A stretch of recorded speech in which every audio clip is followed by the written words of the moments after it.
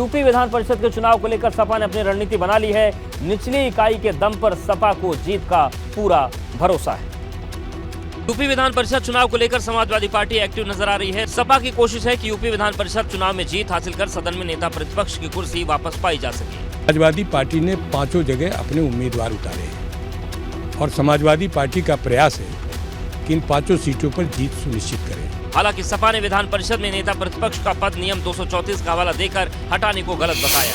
MLC चुनाव को लेकर सपा की जो रणनीति है वो समझिए। सभी 5 सीटों पर सपा ने प्रत्याशियों को उतारा है। स्थानीय स्तर पर कार्यकर्ता प्रचार में जुटे हैं। शिक्षक और स्नातक एमएलसी के मतदाताओं से संपर्क जारी है। एमएलसी चुनाव को लेकर सपा नेता जिलों का दौरा कर रहे हैं। जन समस्या और बेरोजगारी के मुद्दे उठा रहे हैं। विपक्ष के लोग स्नातकों की समस्याएं, बेरोजगारों की समस्याएं और शिक्षकों की समस्याओं को बराबर उठाते। समाजवादी पार्टी को भरोसा है कि बेरोजगारी के मुद्दे पर एमएलसी चुनाव में उसे जीत मिलेगी। इसके साथ ही सपा सत्ता पक्ष पर हमलावर भी दिखाई दी।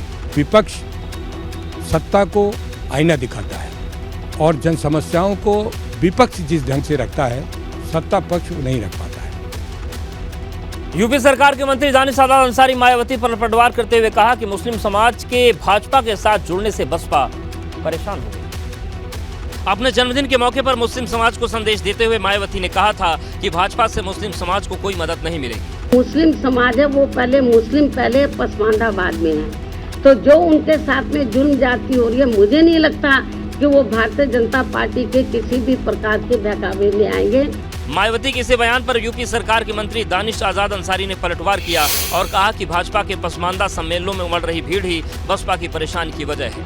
मायावती जी ऐसा बोल रही है असफल प्रयोग, तो ये अपने आप में दर्शाता है कि भारतीय जनता पार्टी ने आगे बढ़ के जो पसमानदा समाज का हाथ पकड़ के उनको तरक्की की तरफ आगे बढ़ाने का काम किया, इस काम में भाजपा और योगी सरकार सफल रही। इसी बात से विपक्ष परेशान है। दानिश आजाद अंसारी ने गोला, गोकर्णनाथ, आजमगढ़ और रामपुर उपचुनाव में मिसाल देते हुए कहा कि उपचुनाव की हर सीट पर मुस्लिम वोटरों की भूमिका निर्णायक थी और वहां भाजपा की जीत से साफ है कि मुस्लिम समाज अब भाजपा के साथ जुड़ रहा है। अगर भाजपा का प्रत्याशी जीता है तो इसका स्पष्ट मतलब है कि मुस्लिम समाज ने भी, पसमानदा समाज ने भी खुले मन से भाजपा को वोट किया है। दानिश अंसारी ने बसपा के साथ समाजवादी पार्टी पर भी मुसलमानों को सिर्फ वोट के लिए इस्तेमाल करने का आरोप लगाया है। जेल में बंद गैंगस्टर अतीक अहमद के परिवार को बसपा में शामिल करवाने को लेकर भी भाजपा ने मायावती की घेरेबंदी शुरू कर दी। भाजपा अल्पसंख्यक मोर्चा के प्रदेश अध्यक्ष कुंवर बासित अली ने आरोप लगाया है कि जिस तरह बसपा में दबंग और आपराधिक छवि वाले मुसलमानों को ही पार्टी में जगह मिल रही है, उससे लगता है कि जल्द ही अंडरवर्ल्ड डॉन दाऊद इब्राहिम भी बसपा में शामिल हो जाएगा। मायावती जी लगातार मोदी जी के टुकड़े टुकड़े करने वाले इमरान, माफिया मुख्तार और अतीक से उनकी यारी है और शायद दाऊद इब्राहिम को लेने की उनकी तैयारी है। भाजपा नेता कुंवर बासित अली ने मायावती पर टिकट बेचने का आरोप लगाते हुए कहा कि मायावती अपने जन्मदिन के नाम पर चंदा उगाही और मुस्लिम तुष्टीकरण के अलावा मुसलमानों के लिए कुछ नहीं किया। जन्मदिन के नाम पर चाहे मैं बात करूं चंदा उगाने की बात हो या एक माहौल को खराब करने की, तुष्टीकरण की बात लगातार वो कर रही हैं।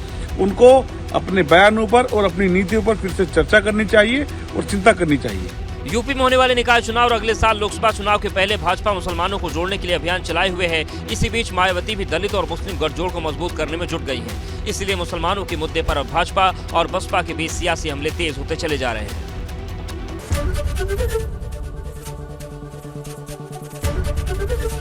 एबीपी गंगा, खबर आपकी, जुबान आपकी।